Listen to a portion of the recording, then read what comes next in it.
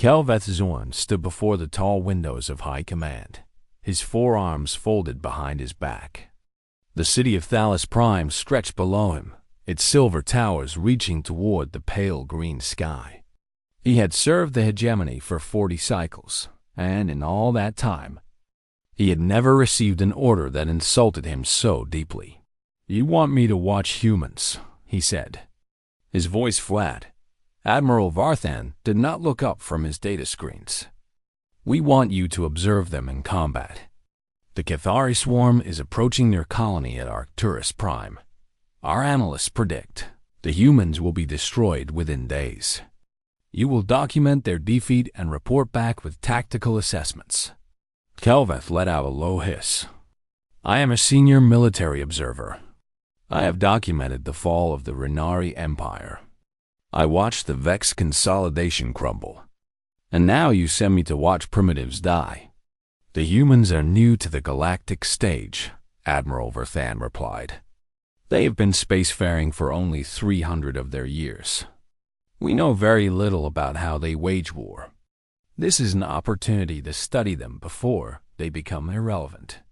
Kelveth wanted to argue further, but he knew it was pointless. Orders were orders. He bowed his head slightly and left the chamber, his heart heavy with resentment. The journey to Arcturus Prime took 6 days. Kelveth spent most of that time reviewing what little information the hegemony had gathered about humanity. They were a young species from a small blue planet called Earth. They were soft-bodied, fragile, and short-lived. Most of them died before reaching 100 cycles. They formed emotional bonds that clouded their judgment.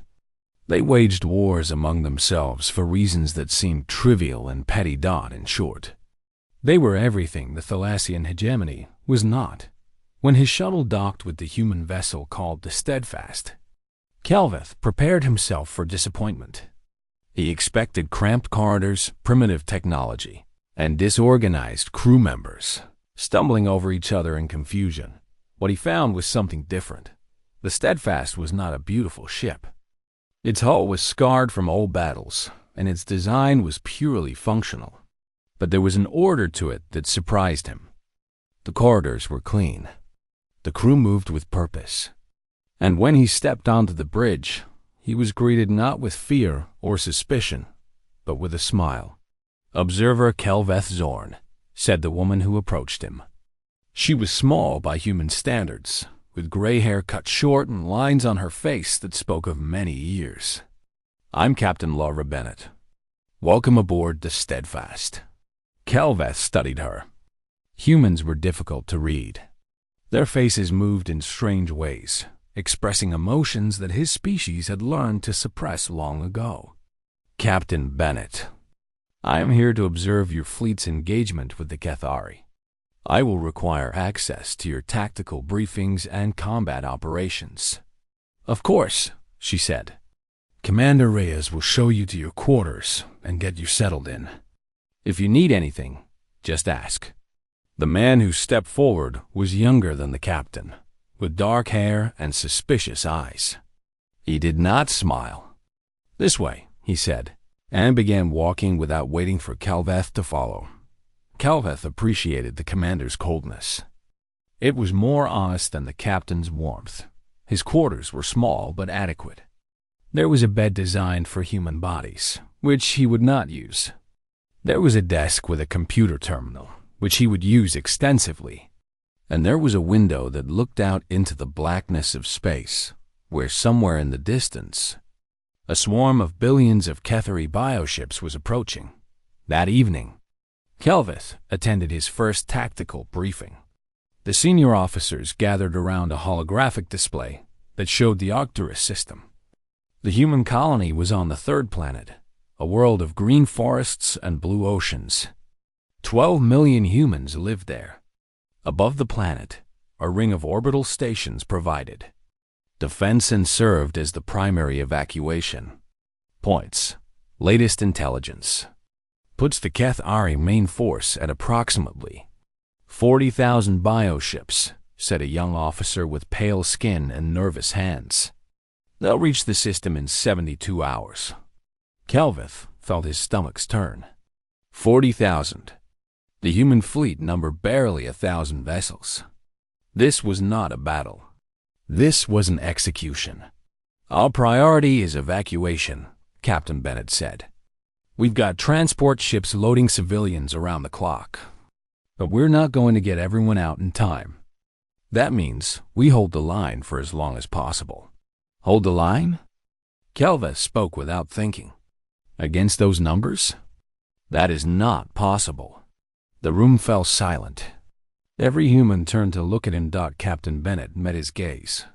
You're right. It's not possible. But we're going to do it anyway. Kelveth did not understand. He waited for someone to explain, but no one did. The briefing continued as if he had not spoken. Later that night, he observed something that confused him even more. The crew gathered in the ship's common area for what they called dinner.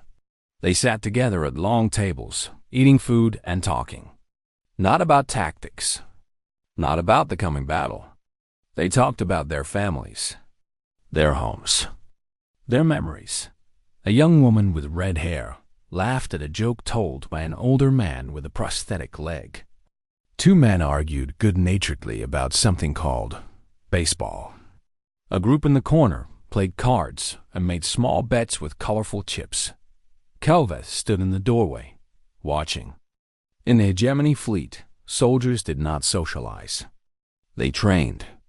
They prepared. They conserved their energy for combat. This waste of time and resources was incomprehensible. Captain Bennett appeared beside him. You're welcome to join us, she said. I do not eat human food. Then just sit with us, talk. Get to know the people you'll be watching. Kelveth looked at her. Why do you do this? Your species is facing extinction in this system. Why do you waste your final hours on meaningless social rituals? The captain was quiet for a moment. Then she said, because that's what we're fighting for. Those people in there, they're not just soldiers. They're friends, family. They have lives and dreams and people waiting for them back home. If we forget that, then what's the point of fighting at all? Kelveth had no answer. He returned to his quarters and began composing his first report to High Command. He wrote, the humans appear disorganized and overly sentimental. They waste resources on emotional bonding rituals that serve no tactical purpose. Their fleet is outnumbered 40-1. Their defeat is mathematically certain. I will document their destruction and return with a full assessment. He sent the report and turned off his terminal. Outside his window, the stars burned cold and distant. Somewhere out there, the swarm was coming. And the humans, these strange and foolish creatures, were preparing to stand against it. Kelveth did not understand them. He was not sure he wanted to, but as he settled into his rest cycle, he found himself thinking about the captain's words, about the laughter in the common room, about the way the crew looked at each other, not as units in a military machine, but as something more done, something he had no name for. He pushed the thoughts away and closed his eyes. In 72 hours, none of it would matter. The humans would be dead, and he would return home with his report. That was all that mattered. That was all that could matter. The Githari arrived on the morning of the third day. Kelveth stood on the bridge of the Steadfast, watching the tactical display with growing dread. The swarm appeared as a cloud of red dots, so thick and numerous that they seemed to blur together into a single mass of death. Behind them, stretching back for thousands of kilometers, came more, and more, and more. Contact in 15 minutes, announced a young officer at the sensor station. Her name was Amy Vance, and she was barely 22 years old. Kelveth had learned that she had joined the fleet to pay for her education. She wanted to be a doctor someday. She would not live to see that dream. Captain Bennett stood at the center of the bridge, her hands clasped behind her back. She looked calm. Everyone looked calm. Kelveth did not understand how. All ships, this is Bennett. the captain said into the fleet-wide channel. "You know why we're here. 12 million people are counting on us to give them time. Every minute we hold is another transport that makes it to safety. I won't lie to you. Some of us won't make it home.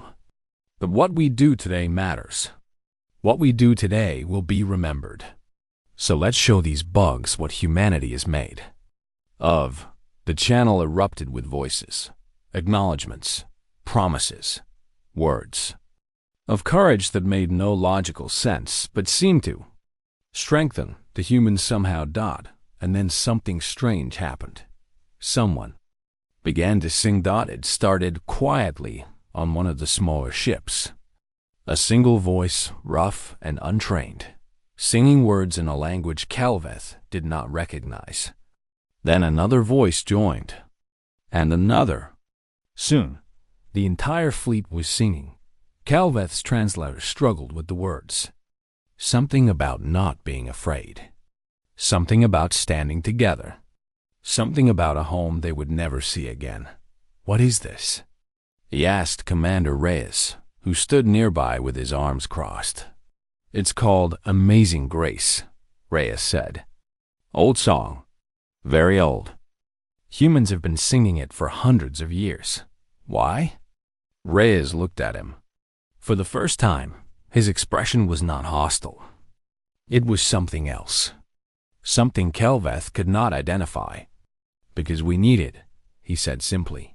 The singing stopped as the first wave hit. Calveth had studied the Cathari. He knew their tactics. They overwhelmed their enemies with numbers, consuming everything in their path. Their bioships were living creatures, grown rather than built, and they felt no fear. They did not retreat. They did not negotiate. They only fed. The human fleet opened fire. Plasma beams and missile volleys tore into the swarm. Cathari ships exploded by the hundreds. But for every one destroyed, 10 more took its place. The red cloud on the tactical display kept advancing, swallowing the human defensive line piece by piece. The first human ship died within minutes.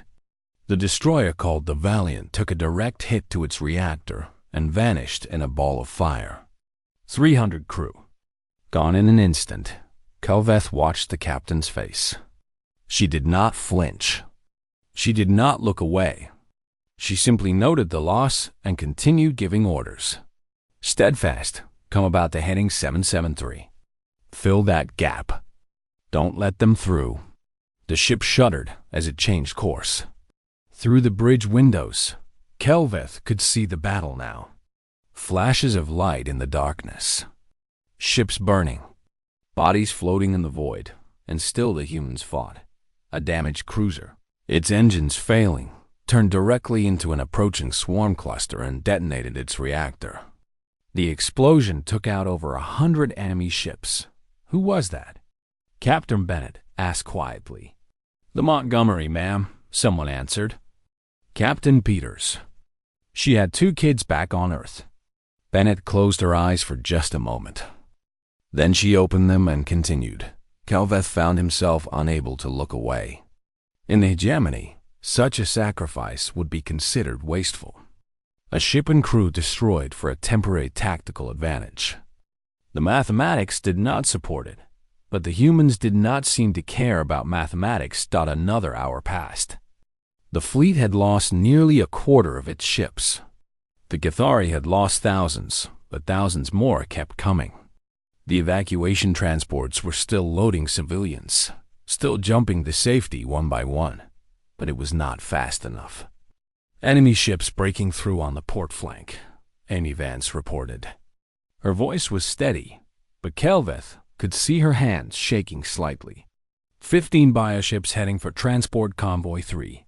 "Dispatch fighters to intercept," Bennett ordered. "Ma'am, we don't have enough fighters." "They're all engaged." Silence fell on the bridge. Amy Vance stood up from her station. "I'll go." Everyone turned to look at her. "My fighter's still in the hangar," she said. "Engine damage, but I can get it flying. I can buy the convoy time." "Lieutenant," Commander Reyes said slowly, "your ship can't make it back. You know that. Amy smiled. It was a small smile, sad and brave at the same time. I know, but those transports have 3,000 people on them. Kids. Families. She shrugged. Seems like a fair trade. Captain Bennett looked at her for a long moment. Then she nodded. Go, and thank you. Amy Vance saluted and ran from the bridge. Kelveth followed her path on the tactical display. He watched her damaged fighter launch from the steadfast hangar. He watched her race toward the enemy ships, alone, her weapons firing continuously. He watched her weave through enemy fire with skill that should have been impossible. She destroyed 3 Cathari ships before they realized she was there. Then they turned on her, dozens of them, and she did not run. Her final transmission came through the bridge speakers. Convoy 3, you're clear. Get those people out of here. And then she flew her ship directly into the largest enemy vessel. The explosion lit up the darkness like a small sun. Kelveth stood frozen. She knew, he whispered. Commander Reyes had moved to stand beside him. She knew, he confirmed. They all know, but she did it anyway. Yes, why? Reyes was quiet for a moment. Then he said, because those 3,000 people will live. Because somewhere, years from now, a kid who was on that transport will grow up and have kids of their own. And those kids will have kids. And Amy Vance made that possible. That's why. Kelveth had no response. The battle continued. More ships fell. More humans died. But the evacuation transports kept jumping, one after another, carrying their precious cargo to safety that night. After the first day of fighting had ended and the Cathari had pulled back to regroup, Kelveth sat in his quarters and tried to write his report. He stared at the blank screen for a long time. Finally, he wrote, I do not understand these creatures. He could not bring himself to write anything else. Outside his window, the wreckage of destroyed ships drifted past. Human ships, Cathari ships, mixed together in death. And somewhere out there, beyond the debris field, the swarm was gathering for another attack. Tomorrow would be worse. Kelveth knew this. The humans knew it too, but they were not running. He thought about Amy Vance, about her smile, about her choice. And for the first time in his 40 cycles of service, Kelveth Zorn began to doubt everything he had been taught about weakness and strength. Day 3 of the siege began with silence. The Cathari had not attacked during the night. They were waiting, gathering their strength, letting the humans exhaust themselves with fear and anticipation. It was a cruel tactic, and it was working. Kelveth walked the corridors of the Steadfast, observing the crew. They were tired. Dark circles had formed under their eyes. Their movements were slower, heavier, but they kept working. They kept preparing. In the medical bay, he found Dr. Patricia Dung operating on a wounded crew member. The young man had been caught in an explosion the day before. Half his body was burned. He should have been dead. Will he survive? Kelveth asked from the doorway. Dr. Dunn did not look up from her work. Her hands moved with precision, sealing wounds and replacing damaged tissue. Probably not, she said. But I'm going to try anyway. Why waste resources on a lost cause? Now she did look up. Her eyes were red from lack of sleep, but her gaze was sharp. Because he's not a resource. He's a person. His name is Chris, and he has a mother who's waiting for him on one of those transports. And as long as there's a chance, even a small one, I'm going to fight for him. She turned back to her patient. Now please leave. I have work to do. Kelveth left. He found his way to the engineering section, where Chief Engineer Marcus Cole was attempting to repair the ship's damaged weapons array. The Steadfast had taken heavy fire the day before, and several of its main guns were offline. Marcus was a large man with thick arms and a beard that had not been trimmed in days. He was covered in grease and sweat, and he had not slept in over 50 hours. But his hands never stopped moving. "Need something?" he asked without looking up. "I am observing," Kelveth said. "Then observe quietly."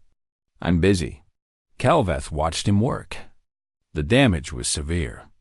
In the hegemony, such a ship would be written off, its crew transferred to functional vessels. But the humans did not have that luxury. Every ship mattered. Every gun mattered. Marcus reached into the machinery with his right arm, and Kelveth noticed something strange. The arm was not flesh. It was metal and plastic, a prosthetic that moved with surprising grace. "You lost your arm?" Kelveth said. 10 years ago. Industrial accident. Marcus pulled out a damaged component and examined it. "Docs gave me this replacement. Works almost as good as the original. Sometimes better." He tossed the damaged part aside and reached for a replacement from a nearby bin. But the bin was empty. Marcus stared at it for a long moment. Then he looked at his prosthetic arm. "What are you doing?" Kelveth asked. "What needs to be done?" Marcus began disconnecting his own arm. Kelveth stepped forward. "You cannot be serious."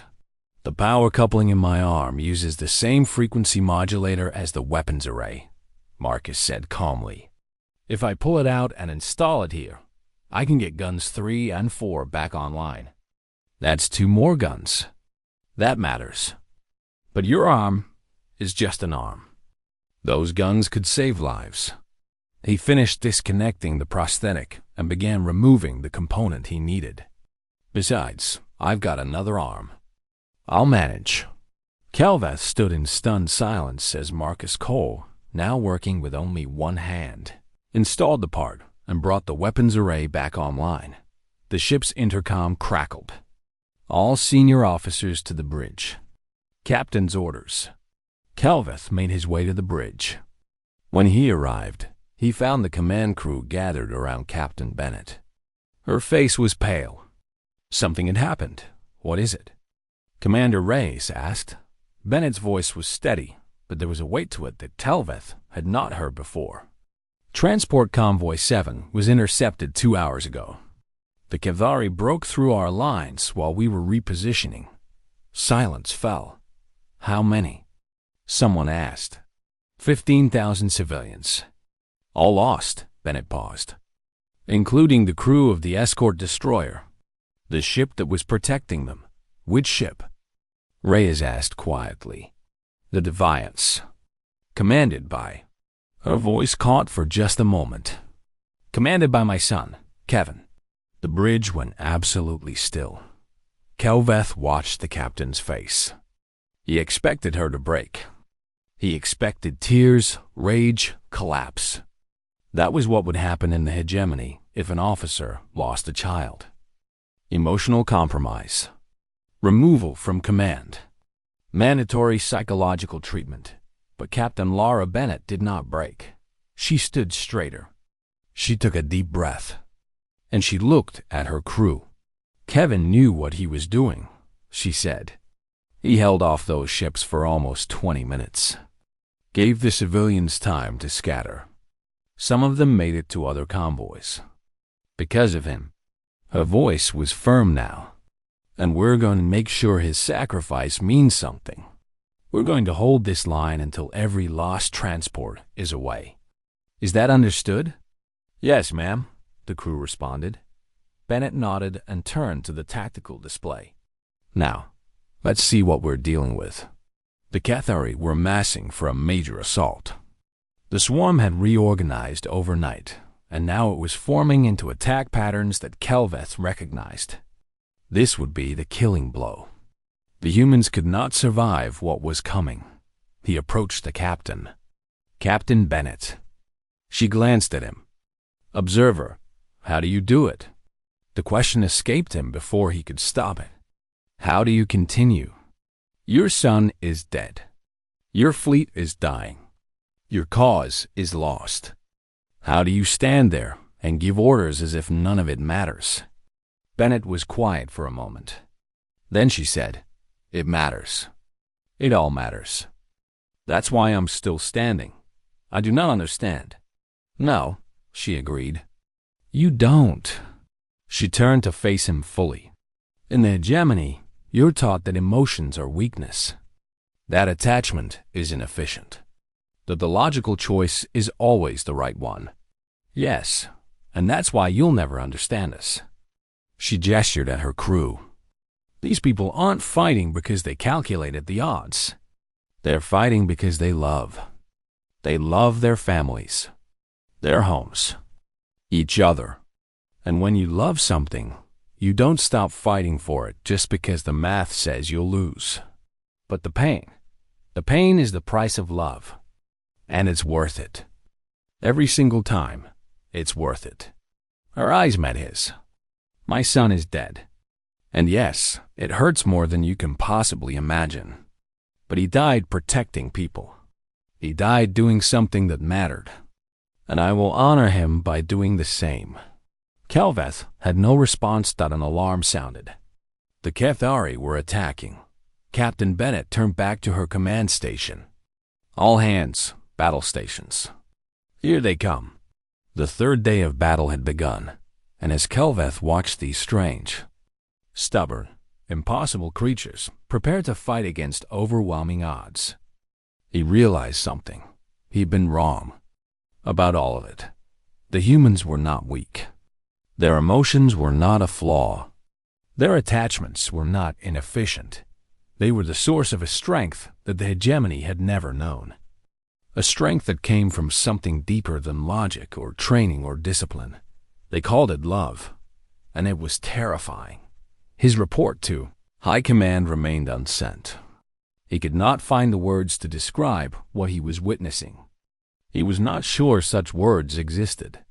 All he could do was watch Dot and wonder if the hegemony had made a terrible mistake in dismissing humanity. The defensive line broke on the fourth day. Kelveth stood on the bridge of the Steadfast and watched it happen. The tactical display showed the human fleet as a thin blue line, stretched to breaking point across the approaches to Arcturus Prime. Behind them, the orbital stations burned. The evacuation was still ongoing, but time had run out. The Cathari came in 3 massive waves.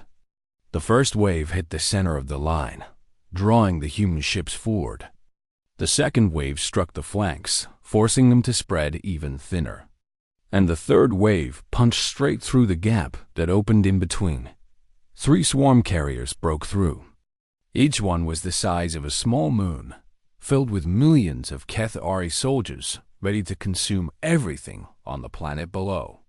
Behind them came thousands of smaller bioships, an endless tide of death. Carriers heading for civilian transports, announced Diana Soto from the navigation station.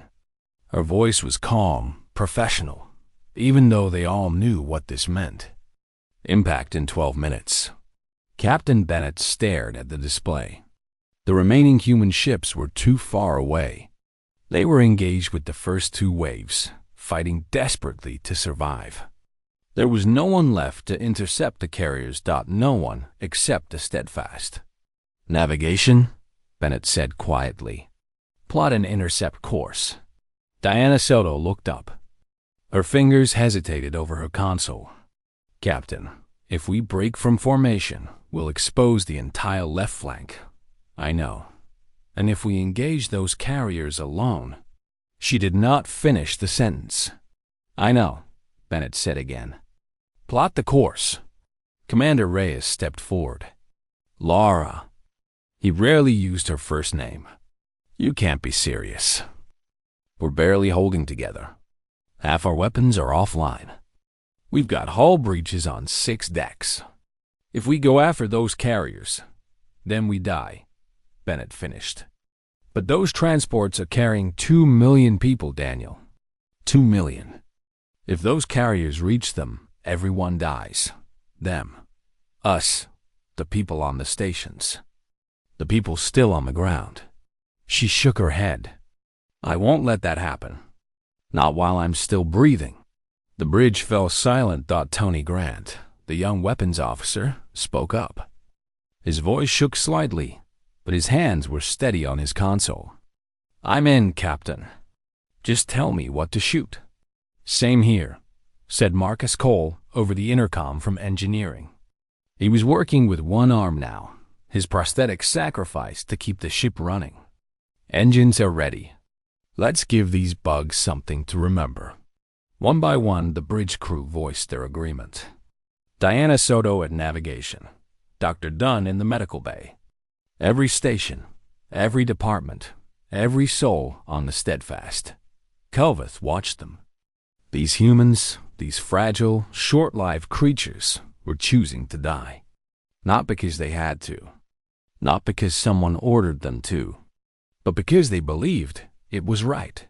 "Intercept course plotted," Diana announced. Bennett nodded. "All hands, this is the captain." Her voice carried through every corridor, every room, every corner of the dying ship. "We're going after those carriers. I won't pretend this is going to be easy. Most of us won't make it home. But right now, there are 2 million people counting on us to buy them time.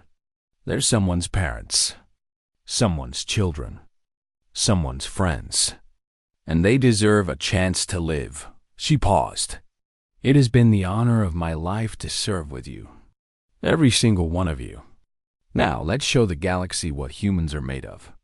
The Steadfast turned and accelerated toward the enemy. Kelveth found himself moving to the window. He needed to see this. He needed to witness what was about to happen. The carriers grew larger in the viewport. Massive, organic things, covered in smaller bioships like parasites on a host. They saw the Steadfast coming and began to respond, turning their weapons toward this single, foolish ship that dared to challenge them. "Enemy fire incoming," Tony announced. The first impact shook the ship. Alarms screamed. Damage reports flooded in. But the Steadfast kept coming. "Return fire," Bennett ordered. "Everything we've got." The ship's remaining weapons opened up. Plasma beams sliced into the nearest carrier, burning deep wounds into its flesh. Missiles streaked through space, detonating against bioships that tried to intercept them. A direct hit struck the Steadfast port side. An entire section decompressed, venting atmosphere and debris into space. Kelveth grabbed onto a railing as the ship lurched. "Deck 7 is gone," someone reported. "Keep firing," Bennett said on another hit. The lights flickered. Smoke began to fill the bridge. Deck 12 compromised. "Keep firing." Kelveth saw one of the carriers begin to falter. The Steadfast weapons had found something vital, and the massive bioship was starting to lose control. It drifted sideways, crashing into its neighbor. Both ships tangled together, their systems failing. 2 down. One left, but the third carrier was almost past them now, still heading for the transports. "Navigation," Bennett said. "Can we catch it?" Diana checked her console. Her face went pale. "Only if we ram it." Silence. Captain Bennett closed her eyes. When she opened them, there was no fear, only determination. "Then that's what we'll do. Plot collision course. Aim for their reactor core." "Aye, Captain." The Steadfast accelerated. Its engines burned bright, pushing the damaged ship faster and faster. Behind them, the human fleet was finally breaking through, but they were too far away. They would not arrive in time. The carrier filled the viewport. Its surface was a nightmare of organic shapes, tendrils and mouths and things that had no name. It was turning, trying to avoid the incoming ship, but it was too slow, too massive. "Impact in 30 seconds, Diana announced. Kelveth looked around the bridge. He expected to see terror, despair. Instead, he saw peace. Tony Grant was crying, but his hands never left his weapons console. He was still firing, still fighting, even now. Diana Soto had pulled out a photograph, a small paper image of a family waiting for her somewhere far away. She kissed it and put it back in her pocket. Commander Reyes had moved to stand beside Captain Bennett. He took her hand, and she squeezed it. 15 seconds. Kelveth thought about his report. The one he had never sent. The words he could never find. Now he understood. 5 seconds. The Steadfast struck the carrier at full speed. The impact was beyond anything Kelveth had ever experienced. Metal screamed. Fire erupted. The ship tore through the carrier's outer shell and kept going, driving deeper and deeper into the massive bioship. And then everything went white. When Kelveth regained consciousness, he was floating in darkness. The bridge was destroyed. Emergency lights flickered weakly. He could see stars through gaps in the hull that had not been there before. Is anyone alive? He called out. A cough. Movement in the debris. Commander Reyes pulled himself up from beneath a fallen support beam. Blood ran down his face, but he was breathing. Captain? He called out. Captain. They found her near the command chair. She was alive, barely, her body broken, but her eyes still open. She looked at Kelveth and smiled. Did we get it? She whispered. Kelveth looked out through the shattered viewport. The carrier was dead, a burning ruin drifting in space. In the distance, he could see the civilian transports completing their jumps, vanishing one by one to safety. Yes, he said. You got it. Bennett's smile widened. Then her eyes closed, and she was still. Reyes lowered his head. Around them, the rescue ships were arriving. The Second Fleet, responding to a distress call sent days ago. 47 fresh warships dropping out of hyperspace, tearing into the Cathari swarm with overwhelming force. The battle was turning, but on the bridge of the Steadfast, there was only silence. Kelveth sat amid the wreckage and looked at the humans around him. The dead and the dying, and the few who still survived. They had done the impossible. They had held the line, and it had cost them everything. He thought about what he would tell High Command, what he would say about these creatures who fought against hope, who loved so deeply that they would die for strangers, who sang songs in the face of annihilation. He thought about Captain Bennett and her son and all the others who would never go home. And for the first time in 40 cycles, Kelveth Zorn wept. 3 weeks after the Battle of Arcturus Prime, Kelveth Zorn returned to Thalos Prime. The journey home had been quiet. He spent most of it alone in his quarters, staring at the stars and thinking about everything he had witnessed. The singing, the sacrifice, the love that burned brighter than any weapon. He had survived the battle, though he still did not understand how. When the Second Fleet arrived, they had found the Steadfast drifting in space, barely more than wreckage. Of the 800 crew members aboard, only 93 were still alive. Captain Bennett was not among them. She had died moments after the collision, her last breath spent asking if they had won. They had won. The Cathari swarm was broken. The carriers were destroyed. 4 million civilians escaped to safety. But the cost had been beyond calculation. Now, Kelveth stood before the High Council of the Thalassian hegemony, preparing to deliver his report. The chamber was vast, lined with the banners of 1,000 conquered worlds. The admirals and generals sat in their elevated seats, their faces cold and patient. They expected numbers, statistics, a clinical assessment of human, military capabilities. Kelveth took a deep breath and began. You ordered me to observe humans in battle, he said. I have done so. I was prepared to document their defeat. I was prepared to catalog their weaknesses and recommend strategies for their eventual subjugation. He paused. I cannot do that. A murmur ran through the council. Admiral Vathan leaned forward. Explain yourself, observer. I witnessed something at Arcturus Prime that I cannot adequately describe. These creatures are not what we believe them to be. They are not primitive. They are not inefficient. They are not weak. Their fleet was destroyed, said another council member. Nearly 80% casualties. By any measure, that is defeat. No, Calvus said firmly. That is victory. They held a line that could not be held. They fought against odds that should have been impossible. They died by the thousands, not because they were ordered to, but because they chose to. Because they loved the people they were protecting. He stepped forward. I watched a young pilot named Amy Vance fly her damaged ship into an enemy formation because it would save 3,000 strangers. She was 22 years old. She had dreams of becoming a doctor. She smiled before she died. I watched a chief engineer named Marcus Cole remove his own prosthetic arm to repair a weapons system. He did not hesitate. He did not complain. He said it was just an arm, and those guns could save lives. I watched Captain Laura Bennett receive word that her son had been killed in battle. She did not stop. She did not weep. She stood at her post and led her crew through 2 more days of fighting. When the end came, she ordered her ship to ram an enemy carrier, knowing she would die, because it was the only way to save 2 million civilians she had never met. Calveth's voice rose. You asked me to identify human weaknesses.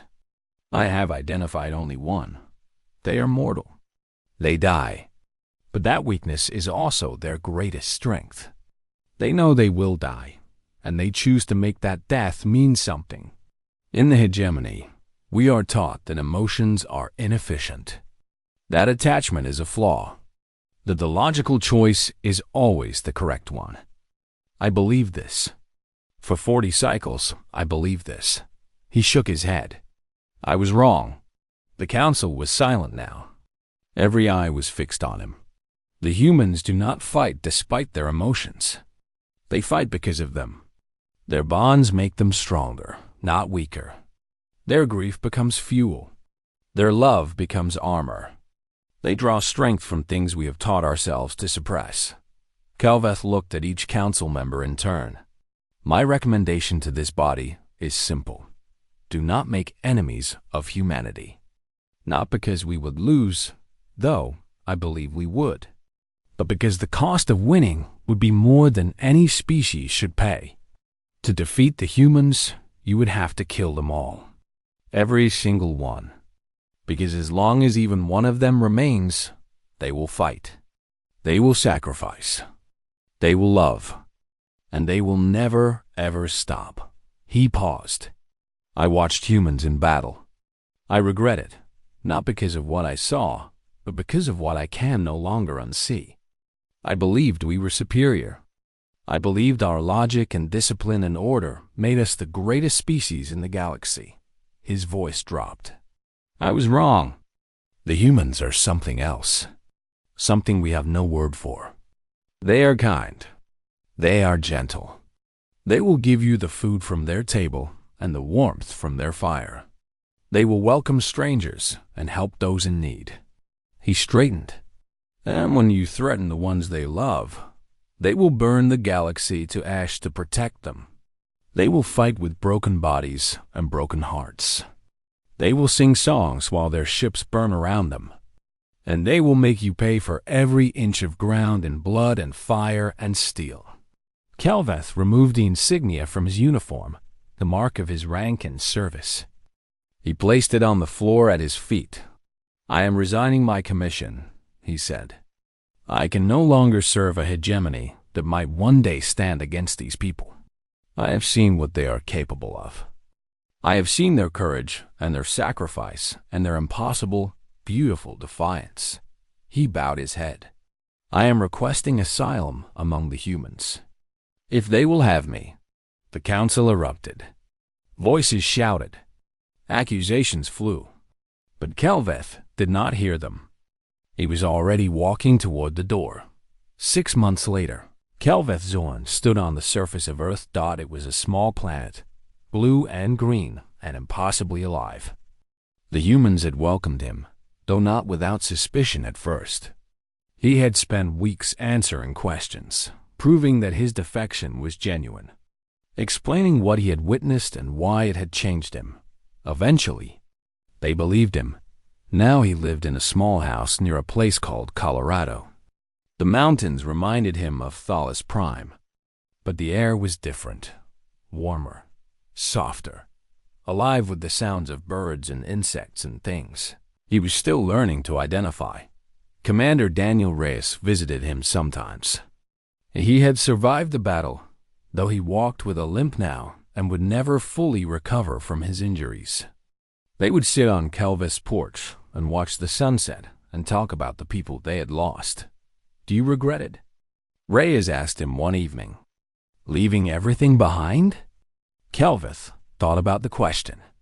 He thought about his homeworld, his career, his people. He thought about the reports he had sent for 40 cycles, the cold and clinical assessments of species he had never truly understood. "No," he said finally. "I do not regret it. Why not?" Kelveth looked at the human beside him, at the scars on his face and the warmth in his eyes, at the way he smiled despite everything he had lost. "Because I finally found something worth believing in," Kelveth said. "I found people who fight for something more than survival, who love so deeply that they would die for strangers, who sing songs in the darkness because they refuse to be afraid." He turned back to the sunset, watching the colors spread across the sky. "I watched humans in battle. I thought I was witnessing a defeat. Instead, I witnessed something far more powerful. I witnessed hope and courage and love." He took a deep breath of the warm earth air. "And I will never forget it." The sun sank below the mountains. The stars began to appear, one by one, filling the sky with light. Somewhere out there, the galaxy continued to turn. Wars were fought. Empires rose and fell. Species struggled for dominance in the cold void of space. But here, on this small blue planet, Kelveth Zorn had found something he had searched for his entire life. Without knowing it, he had found a home, and he would protect it, as the humans did, with everything he had, for as long as he lived.